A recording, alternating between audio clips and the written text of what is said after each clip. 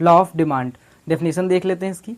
Other things remaining constant, the quantity demanded of a good or service falls when its price rises and rises when its price falls. तो law of demand कहता है कि price के बढ़ने पर demand जो होती है वो घट जाती है किसी भी कमोडिटी की, और प्राइस के घटने पर डिमांड बढ़ जाती है किसी भी कमोडिटी की मार्केट में। इसका ग्राफ देखते हैं। एक्स एक्सिस पर डिमांड दी गई है और वाई एक्सिस पर प्राइस दिया गया है।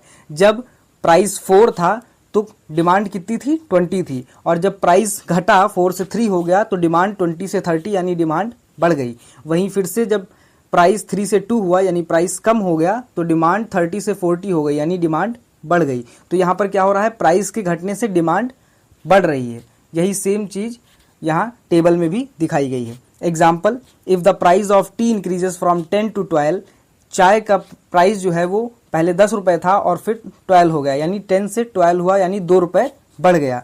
तो क्या होगा, यहाँ पर लॉ ऑफ डिमांड के अकॉर्डिंग जो चाय की जो डिमांड होगी वो कम हो जाएगी, क्योंकि प्राइस बढ़ गया है चाय का तो डिमांड कम हो जाएगी मार्केट में।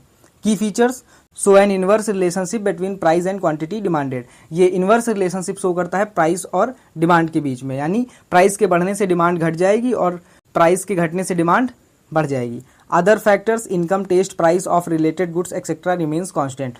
जो अदर फैक्टर्स होंगे, income, taste, price of related goods, ये कांस्टेंट रहने चाहिए।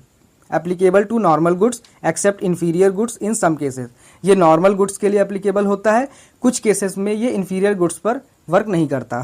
Forms the basis of the demand curve which slope downward from left to right. Demand curve के बेसिस पर यह फॉर्म होता है जो कि डाउनवर्ड स्लोपिंग होता है और लेफ्ट टू राइट होता है।